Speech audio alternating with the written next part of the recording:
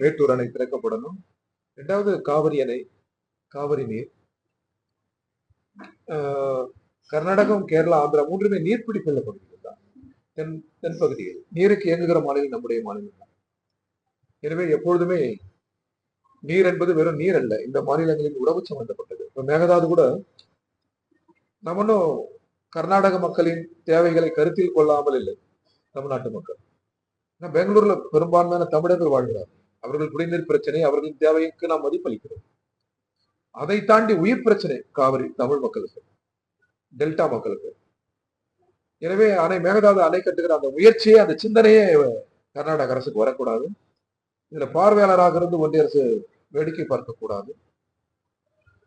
இங்க எவ்வளவு அணை கட்டினாலும் நாங்கள் அடிக்கடி கூறுவோம், உலகத்திலே இல்லாத ஒரு வலுவான அணையை நீங்கள் கட்டினாலும் காவிரி நீர் தமிழ்நாட்டிற்கு தான் வரும்.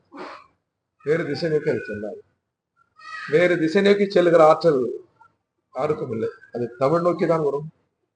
காவிரி தமிழ் மண்ணில் கால் பதித்தால் தான் காவிரியை முழு பொருள்படும். காவிரி அன்னை நிறைவடைவது என்பதே அங்கிருந்து வருகிற தண்ணீர் டெல்டாவில் நமது மண்ணில் படுகிற போதுதான் காவிரிக்கு முழு பொருள் இருக்கிறது. எனவே அதை யாரும் தடுக்க முடியாது. அந்த அணை கட்டும் முயற்சியை கம்யூனிஸ்டுகள் எதிர்ப்போம், இடதுசாரிகள் எதிர்ப்போம். மேட்டூர் அணை திறக்கப்படணும். இரண்டாவது காவிரி அணை, காவிரி நீர்.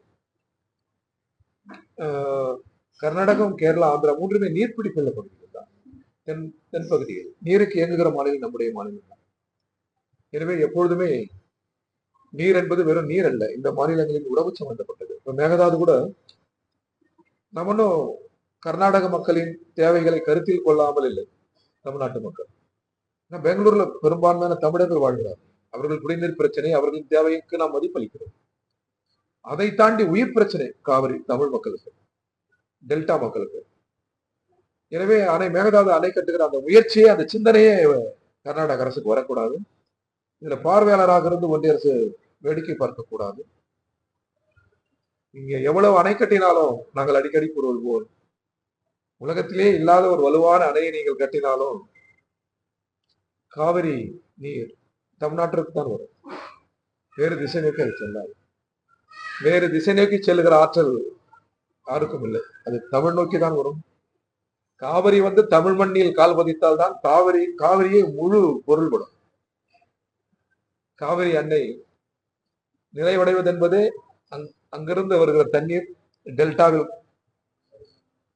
நமது மண்ணில் படுகிற போதுதான் காவிரிக்கு முழு பொருள் இருக்கிறது. எனவே அதை யாரும் தடுக்க முடியாது. அந்த அணை கட்டும் முயற்சியை கம்யூனிஸ்டுகள் எதிர்ப்போம், இடதுசாரிகள் எதிர்ப்போம்.